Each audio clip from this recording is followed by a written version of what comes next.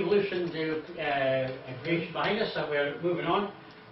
We hopefully will have proved to a certain degree that we can have confidence as Christians that there is an intelligence behind the universe. But of course, that doesn't then tell us what that intelligence is like. And so this next section will really deal with, well, if there is a God, what kind of God is he? And can we know him? And how do we know him? And hopefully we'll maybe we'll spend a little time and answering some of those questions. But it's quite a tricky situation because in reality there's so much about God that we not only don't know, but we'll never know. Because we are human and he is divine or deity. It's a totally different ballgame. And if you were going to some strange country, which some of you have in times past, I met some strange people speaking a strange language, you can find it quite difficult sometimes to communicate. And that's just with human beings, communicating with human beings. So that's Kettering, go to Kettering. That's just a folk from Scotland. For Scotland, yeah, Scotland being Kettering. So you can understand, you know, if we find difficulty communicating with our own humankind, how much more is it difficult to understand who God is and how difficult is it for God to communicate with us? We look at lots of the animals around us, and some people have got nice pets, dogs and cats and stuff, and they're quite happy to say that they communicate quite efficiently with those, and vice versa. But I'm sure there's a lot they don't know about us, as well as a lot we don't know about them. And so we're dealing with a God. If we call him we've given him that name, we call him a God, the ultimate God. How do we get to know this God, and just what does he, how does he reach out to us and deal with that? So after examining the evidence, the reasonable conclusion that we come to is that the evidence points to a supreme intelligence that has always existed, and we call this intelligence God. That's what we call him God. There's a reason why we call him God, and we'll come to that hopefully later on. Therefore, we can conclude, from a positive position, can conclude that we know that there is a God. Now, we may not be able to prove it to other people, but we've been able to prove it, hopefully, to our own satisfaction, that we believe that there is a God. And because we can see the evidence of his existence, we believe we can see the evidence of his existence all about us in nature. But remember, a lot of people look at the same stuff we're looking at, and they come to totally different conclusions. So that's an interesting thing. Hopefully, come up. We'll deal with it also a little bit like that. Do we use a process called elimination? Well, that's what we've been doing. Cases? Yes, that's what we've been doing really. And this, in the last studies we've had over this last couple of weeks, you know, we've been looking at exactly the same evidence that those who don't believe in God look at, but we've got totally different conclusions. See, no other theory fits the bill as far as... This is as far as we're, yes, that's as far as we're concerned. And based upon that, that's how we live. That's what we believe in, and that's how we live. Based upon their conclusions, they have come to different conclusions, and therefore they live differently and think differently. And our job, as far as God's concerned, God says, well, if you know who I am, and you know what I've done for you in Christ, then we have a responsibility to share that knowledge, to help those who can't see understand that. Now, when you think about it, in dealing with human beings, okay, there's not a lot of people who actually willingly, knowingly believe in a lie. Okay, I'm not talking about those who are in court at the moment because of all the stuff they've been doing, who not only know the lie, but they get the consequence of it. I'm saying, as far as a lot of people, what you think about, whether you believe in God or don't believe in God, the conclusions you come to, you believe is true. You believe that you believe in the truth, and that's a valid thing. Otherwise, you'd be stupid, because if you didn't believe what you believe is true, why do you bother believing it? I could never understand that not the modern Bishop of Durham, but one of the old bishops of Durham, who turned around and says, I don't believe Jesus was a real person. They talk about the myth of Christ. And I've talked to other ministers in different religious groups who have come to the same conclusion. I don't believe in Jesus. And I said, well, why are you in church? Why are you a minister? Why are you telling people that you believe in God and helping them to believe in God if you don't believe in it. I don't see the point. And what a lot of them say, it's a social gospel. You know, it would be nice to people, we're helping them out. But that's hypocrisy. Why do you do that? If you don't believe in God, why bother going to church? If you don't believe in God, why have a proper funeral? If you don't believe in God, you know, all that things. But Peter says there's such a thing as willful ignorance. Well, yes, there is that's a good point. There are people who are ignorant, basically, because they don't know the truth. Obviously, the word itself, ignorant, you know, we're all ignorant. I've got a light bulb that needs, not a whole light thingamajig that needs fixing. Now, when I was younger, I would be fixing that. But I took the thing off today, I looked at it, and there's about 10 wires up there, all going in different directions. I thought, nah, I'll leave that to somebody who knows what to do. It would have been one of the simpler ones, you know, a couple of wires coming through, and I think, okay, that's no problem, I can do that, no problem. But when there's a whole bunch of wires coming from all over the place, and you know if you get one of them wrong, you're going to be in bad trouble, you know, leave it to the expert. So you weren't willfully ignorant, you were just ignorant. Just ignorant. I know my limitations. I know my limitations. So, you know, there's certain skills, a certain skill with Bernard. There's a lot about carpentry, and I just don't know. For years, I loved electronics. I loved electronics. And for years, I spent a lot of time trying to play with it, trying to learn about it. But I've got, like John, I've got a kind of dyslexia. I can see the basics, and I can see where I want to be, but if I'm right in the middle, it just doesn't want to do anything. So it's there's an ignorance there, which stops me getting from A to B. But that's a good thing, and if you recognise your limitations, that's a big help. There's a lot of people who are ignorant, and they don't recognise, they think they know everything. You couldn't wire it anyway. Yeah. That's true. You know, there are a lot of people who are ignorant, and they don't realise that they're ignorant. Or they wouldn't admit to being ignorant, because they think they know everything. Usually, they're aged between 15 and 25. But, you know, there's a lot of people like that. But in reality, you know, every one of us has got certain areas where we just don't know. We just don't know. And we've got to be honest with that, and that's the real key, being honest. But in a search for truth, we've also got to be honest. If we come across the truth, then we need to grasp hold of it and do something about it. You know, if you use that illustration as a good illustration, you know, if I recognise, if I stick that wire to that wire and it's going to put the rest of the house in darkness, I don't act on that. But if it's something simpler, and I could know that I could put this and this and put it together and nothing there, then I would do it, because I would be using, you know, the truth as a hopefully reality. Doesn't common sense come into this? Yes. Oh, right. And a lot of people don't have. And a lot of people don't have that. Brother Crossway used to say there are two kinds of ignorance. There's ignorant ignorance, and there's educated ignorance. Right. And how do you define that? Well, he was speaking about the people who don't accept the evidence before them. Right. Some people don't even consider the evidence. Okay. You know. Okay. They don't know that they're ignorant. Yes. Can we slip in arrogance there then? Can we slip Well, I'm sure that there's an educated arrogance sometimes. Yes. If you don't know you're ignorant, but you might be quite aggressive in thinking you know the truth. Yeah. You know, and that's a real bad situation to be in.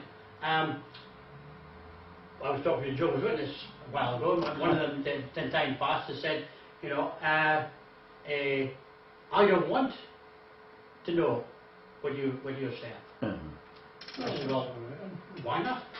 Because unless you're open to at least hearing the arguments for and against, you've got a closed mind. If you've got a closed mind, you're finished before you start. Yeah. And you know, you might as well be dead if you've got a closed mind, because while there's life, there's hope. Yeah. And while there's breath, hopefully we can learn something. Every day I learn something. Especially if we get a new phone. Goodness gracious me. That's a nightmare. That's a learning experience, isn't it? And you know, so sometimes some people say, I don't want a phone because I don't want to even go there. Because they're learning car. So there's an ignorance, okay. My mum's Irish Catholic and all that, right? And I say to her about, read the Bible, she goes, I don't need to. I just know. Well, you see, in one sense, that's a good example, because usually when you're younger, in the old days of the Catholic Church, they would actually say to you, you don't need to read the Bible, That's right. because we'll tell you when it's read. And as a matter of fact, not only, if you go back far enough, they wouldn't just tell you, you know, we'll tell you. They'd say, if I find you with a Bible, that's a death penalty. Yeah. You know, you don't read the Bible, because then you start questioning us. And so therefore, a lot of the older generation come up and trust what the priest has said, and the priest says, you don't need to bother with that, then that's what they believe. And sadly, there's another element to that also, because whenever you move from what you know to what you don't know, you have a confidence crisis. You actually, if you start anything for the first time, that first couple of days you're doing anything new, you're very, very gentle and slow and careful what you do, because you're in a totally different environment that you're not familiar with. And somebody comes along and says, well, come on, get on with it. And say, I can't, because I don't know enough yet. You know what I mean? So even in religious terms or in philosophy and stuff like that, when we learn something new and it's brand new, it's sometimes easier to say, I don't want to go there, because we know it's going to take effort and it's going to take hassle to get to the point where we become piece of cake. Yeah. I used to work on both in the shoe trade, yes, and also in building engines. And the first time I was putting on a track building an engine, you got a certain part of the engine to build, and the track's going down, and you get on at your point, let's say point A, and by the time you've done your little bit, you're way back there, and the people behind you are, come on, because they're out, you know, with their bits. And the pressure and the stress, you know, you're tearing the air out. Yeah. But yeah, after about a month, you know, you're saying to the guy in front, come on, you know, because you know it now. You're in familiar territory. But that first month's a nightmare, you know, because you're all fingers and thumbs. And it's like that almost mentally. We're almost mentally fingers and thumbs when we move from what we're comfortable with, what we know, and open up to something new. So that makes it difficult. Yeah. Remember Jenny Martin, don't you? When Jenny Martin, was Roman Catholic, went to the priest to ask about baptism, to explain, he said, you don't have to bother about that, just don't bother about it. Just leave it alone. All our friends. She thinks I don't believe in Mary and the Virgin birth and all that, right? Because I won't pray to, you know, say the Hail Mary and all that, you know, them kind of things. Yeah. She thinks I don't believe in it, and I'm saying, I do believe in it. You know, I do believe that. But, but it really, a lot of it is when you're in a comfort zone, all your friends, and all, you know, we've had experience where a Jew has become a Christian, and literally their family have done a funeral service for him. And when they go knock on the door, you know, to come visit the family, he said, "You're dead. You know, no point knocking out the door. You, as far as we're concerned, you no longer exist." You know, that's a comfort zone. You know, a lot of us have never experienced that kind of trauma when we've come to Christ. But for a lot of people, that's sometimes the depths that you need to go to be able to do that. The Apostle Paul must be horrific for him. Can you imagine him going back to some of the guys who used to take around and grab all the Christians and hey, come on down for a pint. I'll have water. But anyway, you're traitor. You've turned. We're after you now. You're one of them. You know, you lose all your friends. I once had a discussion with the head of the Mormon building program in this country. His name was Joseph Smith, incidentally, to say. And he said to me, he said, you know, I've never met anybody who knew so much about Mormonism who was not a Mormon. I said, it's because I know so much about Mormonism that I'm not a Mormon.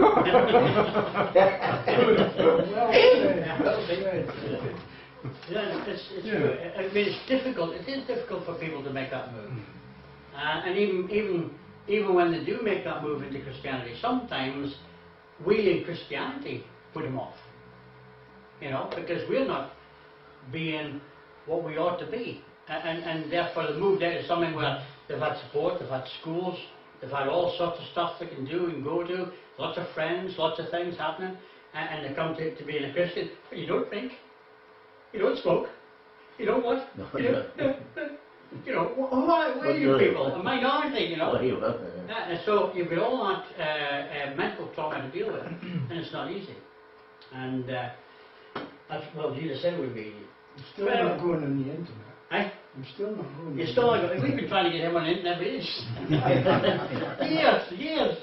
5 years. So there's an ignorance where you just don't know because you've never come across something before, and you've got an ignorance which is you know what it is and you don't want to. Shut your eyes against. Yeah.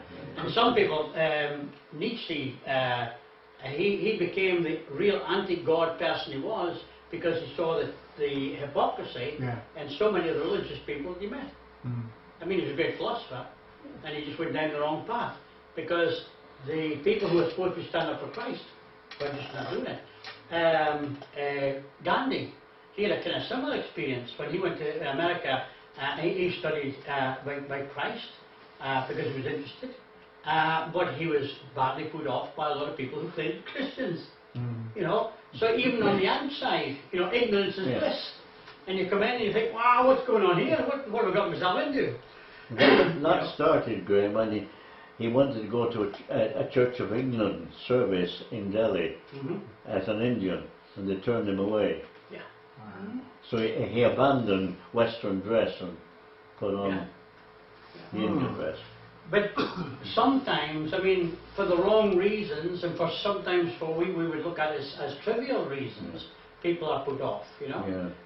Even today, people say, I'm not going to go to church, they're a bunch of hypocrites. There's room for one more. That's right, always room for always room for one more. You know, but it's just the way it is. But sadly, isn't it sad that that's how people view the church? Yeah. A bunch of hypocrites? Wow, you know, that's a problem, really. Anyway, so there's definite ignorance, and there's ignorance that when we know something, we deliberately say, no, not for me. You know, just turn our back on it. But God is true and reveal himself to man, and we know every time what it's like. That's a real key, you know. We talk about God existing, but then, you know, somebody says, okay, where is he? You know, you've got a problem, haven't you? How do I know what you're thinking at this moment? When some of you might be thinking, we should hurry up so I can go home and make a chips. I can't tell you that unless you say, we should hurry up and go, you know. I don't know what you're thinking. How do we know what God's thinking, what God is like, if we don't, you know what I mean, if he doesn't communicate? And that's going to be a real key. Do we know, how do we determine what God is like? I was taking Jack for a walk the other day, and on the bike and that as well, even though in front of me, and there was the monk coming down, walking as well, you know, like, sort of, and Jack sort of went up close to him, and then he come back to him and goes, is that gone? You know? It's a bit of monk. Yeah. She made the scene follow. Okay. Jesus in John 17 says, this is eternal life, that they might know you, the only true God, and Jesus Christ, whom you have sent. Okay? So Jesus is our link to God, to help us understand God more completely. Now, there's lots of things that we talk about as the character or the nature of God, or that which is God, his natural attributes. And as the thing progresses, we're going to touch on quite a few of these. But this first one here, God reigns supreme over all things, 1 Corinthians says. God has great riches for his children, Psalmist 104 says. God is universal, Psalm 22 says. God is transcendently above all, he's above everything, 1 Timothy 6 says. God is invisible, Hebrews 11 verse 27 says. And God is the author of all truth. So we'll touch on a few of these things as they come along, and hopefully it'll be helpful. But one of the first things we talk about as far as God is concerned is a word that we don't come across very much, because it usually transcends our understanding. The transcendence of God. God's transcendence, what does that mean? That which is above the limits of knowledge and experience of the material or of the material universe. God, technically, is outside of absolutely everything that we can see, that we can know, that we can touch, that we can feel, and will ever experience. God is outside of our understanding. And because He is God. We talk about Him, we're going to talk about Him being eternal. We've got absolutely no idea of eternal is. You know, Frank's 91, he's almost eternal, full of it. You know, 90, I met a guy who was 93 the other day. Wow, you know. But that, in the depths of time, is a speck in the ocean. Yeah. And then we say God's eternal. Yeah. Well, what do you mean by eternal? That's mind-boggling. What is eternal? Well, So that kind of thing. if we could understand God, we wouldn't need Him. We got we would have got ourselves. That's right. So the thing is, in our striving to understand who God is, because we're human beings and because we like to have a grip on things, what we tend to do is chop God up into nice little bite-sized pieces and then put him in a nice box. Yeah. Now we know. Make Him in our own image. Basically, yeah. We take the bits that we understand, bits that we like, and that's the God that we end up with. Yeah. I'm going to say this later on as well, because I know it's a slide later on. But J.B. Phillips says, your God is too small. And no matter how the depths of the riches that you delve into in your relationship with God, that's going to be stamped on your deathbed at the end of the day. No matter what you learn about God, no matter how deep you've searched after God, no matter what stone you've looked under to find some aspect of God, put it all together and you still won't have even touched the hem of what and who God is. Okay? Some of us are quite clever. Some of us think we know lots of stuff. It's only when we stand side by side with somebody else that we realise that quite often we know so little compared with even what he knows. And that's again dealing in human nature. In a relationship, one day we're going to stand before God and then we'll have our eyes opened. But that, you know, there's absolutely nothing really will compare us for that day. Prepare us for that day. Because even the best that we can think of, even the deepest we can think of, even the greatest we can think of, we just are going to touch. Frank will finish this one off for me. But I think it was Helen Keller. Who, or somebody who was blind. Blind and deaf. Okay. And dumb. So who was the one? That was Helen Keller. Who was the one who received her sight?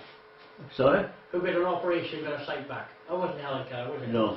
She was blind. She There was remained another. blind. There was another girl who lived in the country, but she was blind from an accident at birth, and the doctors operated on her. And in the meantime, her mother had been trying to describe to her. That's the story. It's the little girl. Yeah.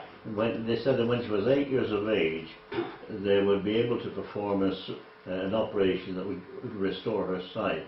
And after the surgery, as the days went by, they removed layers of the eyes, covering or protecting her eyes. And then finally they took off the last piece, and she was looking out of the window at the garden. I know what you're going to say. Yeah. Why didn't you tell me that it was so beautiful? Yeah. And the mother said, I tried to tell you, but you couldn't understand. That's right. See, all the time mother had been trying to tell her. I thought you were going to talk about Helen Keller. Eventually, when they managed to get through to communicate with a woman who was deaf and blind and dumb, she said, I knew about him all the time, but I didn't know what he was called. Yeah, interesting. She said. She actually got a degree and eventually learned to communicate. Did she I speak? Yeah. Sorry? Eventually, yes. I had another very interesting book that I read years ago, and unfortunately I gave away, and I've never seen again. And I think it was called Scallywag. And it was talking about somebody up in the, I think it was Yorkshire Dales, who had real bad cerebral palsy. So bad, he was just couldn't. He was bunged into a home basically, as they did back then, and he had certain carers who would be supposedly looking after him in his period in there. But he had a real nasty carer, and he loved to hear singing. And a couple of times a year, the local church would bring all the people to the home down to this place to hear the local choir. and something he really looked forward to. And the person who cared for him knew that he looked forward to it.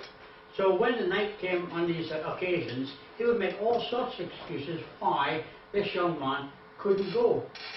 And he deliberately stopped him going. But there was one other person in the care home who was also handicapped, but he could communicate. And he found over time that he actually could talk to this guy. And eventually they wrote the book, which is his life story. And it was amazing. Here was this guy who couldn't normally do any kind of speech. This other guy had learned what he was actually, or the nods or whatever, learned to communicate. And out of that, they then told the story of all the bad stuff that this carer had done over many, many years in that situation. Totally amazing, really. Anyway, back to God. God transcends. Okay, He is beyond. So even when we do the most Bible study we can, if we look into the heavens and everything else and see the power, the awesomeness, the glory of God, we won't even come anywhere near getting close to who God really is. So we're going to touch the hem of His garment, hopefully, in these lessons. Okay, so God, one of the aspects of God is transcendence, being out there, above there, other, is this idea of being totally other. He is totally outside our experience. We had a conversation a while ago about people want to believe in aliens, and the fact that they spend a lot of money looking for aliens and want to send messages to aliens. Well, God was an alien, and instead of us looking for Him, He came looking for us. And instead of us trying to find out where He lives and coming to see Him, He came to see us. And through Jesus, we catch a glimpse of who He is. And it is only a glimpse, but He is not of this world. He is totally outside of our experience in every practical way. I mean, you think of the atomic structure of practically everything in this world. You think of the complexity of the DNA and RNA and how we're made. We're talking about a super brain. We're talking about a super creator. We're talking about somebody who is... I've seen the work that I do when I make something. God is far way above my experience and my ability. Okay? And that's just it. So the transcendence of God simply means God is above us, He is beyond us, He's unreachable in His character and in His person. It simply means He excels us, He surpasses us, He's independent of us, He is all-sustaining, He is self-sustaining within Himself. He needs nothing but Himself, technically. Now, we sometimes in our humanity think, well, I went to church on Sunday and I praised God, I bet He enjoyed that. He really needed that, didn't He? He needed my input just to make his life a better day. I don't think so. God doesn't need us, neither was He obligated to create us. But He created us by a choice of His will. And that's an amazing thing.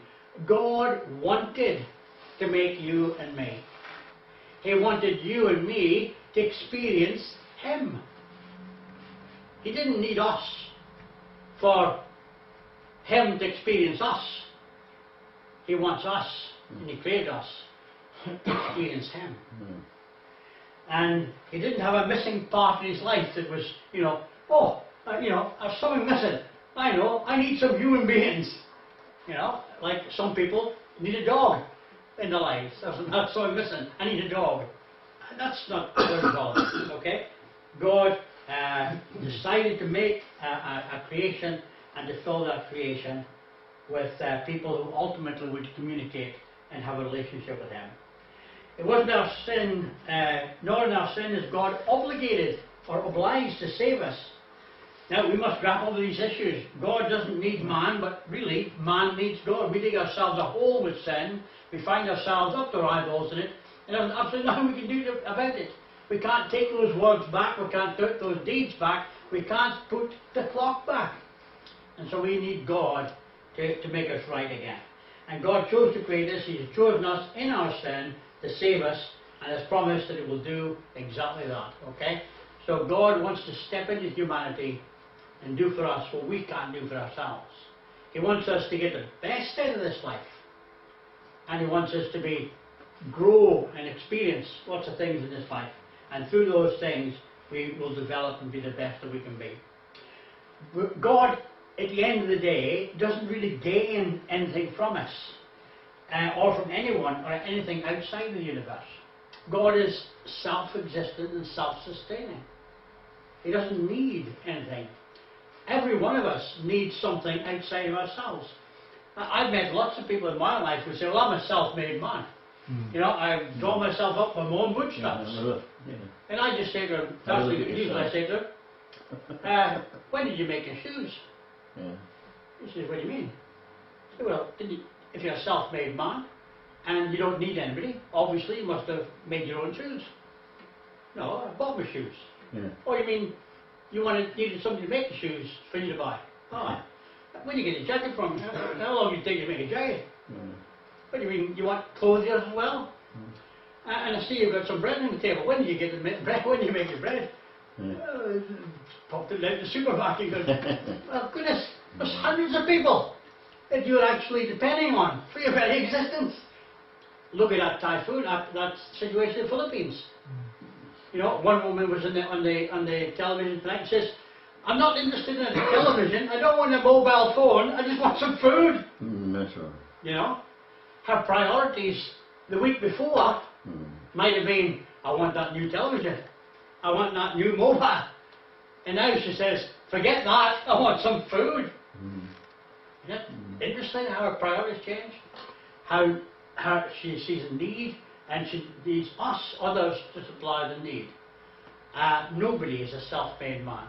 We like to think we are, but at the end of the day, we've had the care and nurture of our parents, we've had a school system, an education system, which a lot of the world don't have. We've got lots of stuff, we've even got energy people who keep putting energy bills up, but still we plug the light on and switch the light on to get the benefit of it. You know, we pay for it, alright, but we depend upon them creating the electricity. But God is a transcendent God. Romans 11 verse 34 to 36 says, this is Paul at the end of a beautiful passage dealing with his relationship with his own people, how God's going to save the Jews exactly the same way as He's going to save the Gentiles. He says, it's almost amazing. He lays out 3 chapters about how precious the Jews are to God and how Christ died for them and they need to be right with God through Christ. And he ends up looking back at what he's written and almost like saying, goodness, have you read what I've just written? Isn't that amazing? Oh, what wonderful God we have. How great His riches, His wisdom, and His knowledge. How impossible is it for us to understand His decisions and His methods. Chapter 9, he says, you know, that Esau and Jacob, did they have a choice? In the womb, while they were still perfect, before they were born, he says, I chose the second one instead of the first one. I did this, not because we're good, not because we're bad in the womb, they weren't. I made a choice. And that's why the Jewish people became the Jewish people, through that line. And obviously up to that point they were quite happy because God made all the right choices. But now when He starts bringing these Gentiles into the salvation, they're thinking God's made the wrong choice. You mean He was right with all your choices worked out for you, but now I'm moving on to everybody. You say, oh, that's bad news that is. We were the chosen people. Graham, when I read that statement, I have a picture in my mind of Paul walking up and down in the room and Sextus sitting there writing it down, you know. Yeah. Paul's dictating to him. Read that back to me. Did I actually say that? No. It's just an almost like an amazement. That's right. You know, wow, that's brilliant. That's absolutely brilliant. What a God we have. We can bring about Jewish salvation and Gentile salvation through the sacrifice of His Son.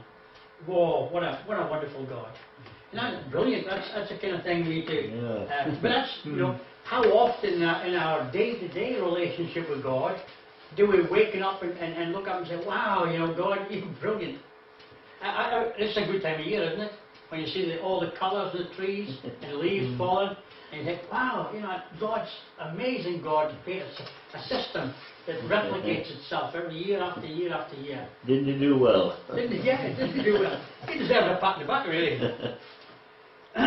So, who can know what the Lord is thinking? Who knows enough to be his counselor? Who could ever give him so much that he could have to pay it back?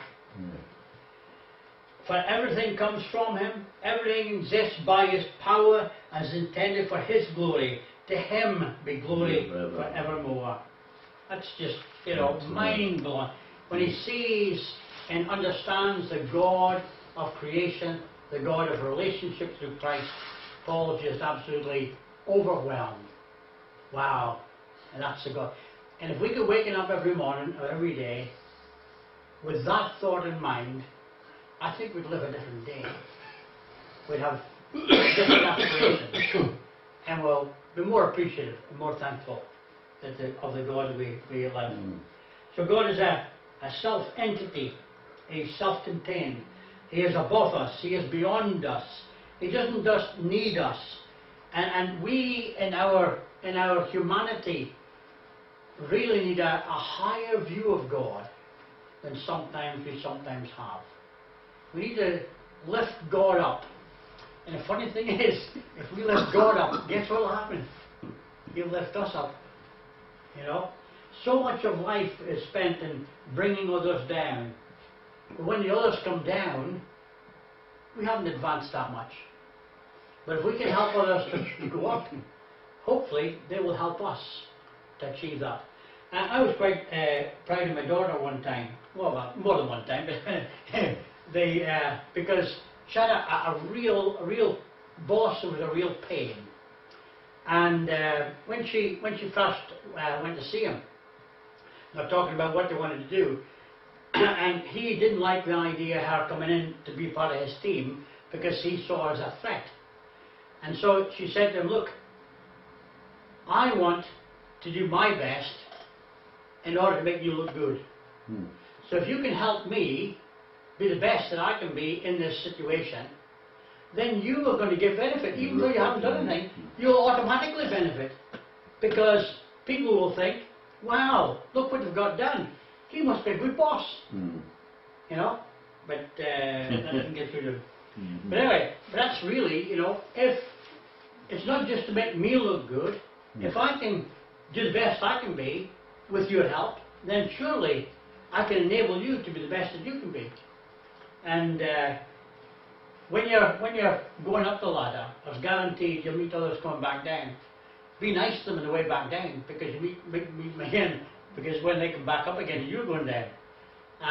So there's an element of self-interest in that as well, okay? If we're going to think about God, we must realize that before the creation of the world and the universe, God was perfectly blessed in himself, Father, Son, and Holy Spirit. The divine fellowship of love between these three persons of one essence in eternity past was perfection, perfect blessedness. Whatever God is, he doesn't need us. Whatever God is, he is self-contained. Whatever God is, perfection is part of whatever that is. Okay? And that's there in eternity past. Yes. Sounds mad to say that. Because he's outside of time, you see. We're bound in time. He's outside of time. So, when we think of back there before we were created, he was way back in eternity. Because eternal means no beginning, no end. And we're bound in time. We're parenthesis in time. It's powerful stuff, really. God didn't need man nor creation. Creation added nothing to God. You know, sometimes a weightlifter, if a person goes along to the gym occasionally and they start lifting weights, people see the difference. Wow, you've added an extra half inch to your biceps. Or if you go down to the restaurant all the time, well, you've added an extra couple inches. You know, whatever you've taken in and whatever you've done physically has added something to who you are. But there's absolutely nothing that can be done in creation or outside of creation that can add anything to God because God already is everything in himself. Okay? Duh. Just be honest, we all need something. To meet somebody who doesn't need anything He's is dead. absolutely beyond our... He's dead. Yeah, that's right. He doesn't need anything, he's dead. Because everybody needs something. My father used to say, when I was first became a Christian, he says, you don't do something for nothing. You always do something to get something back. You don't help people without, getting something back. Yeah, what's in it for me? Yeah, what's in it for you? That's what you should, when you enter a situation, that's the first thing you should, what's in it for me? Cover your back. To meet somebody like God, to understand somebody like God, is totally outside or alien to our experience. Because he needs nothing. And that's just difficult to handle, to think about. Giving his son to die for us added nothing to God as deity, who God is, the divine being. It didn't add anything to his glory, even though we glorify God through the cross. The cross added nothing to God, and yet it added tremendous amount for us. On the receiving end, we benefit all the way around. But technically, even giving his son to die for us didn't add anything to who God is, or what God is, which is a real weird concept, because the cross is everything for us. The cross makes all the difference in our world. Christ and his cross could not add to God, for God cannot be added to. It revealed him, it manifested his glory, it brought great glory from us, and praise from us to his name, but that didn't add anything to his essence of being. I don't know whether you can get your head around that, but think about it.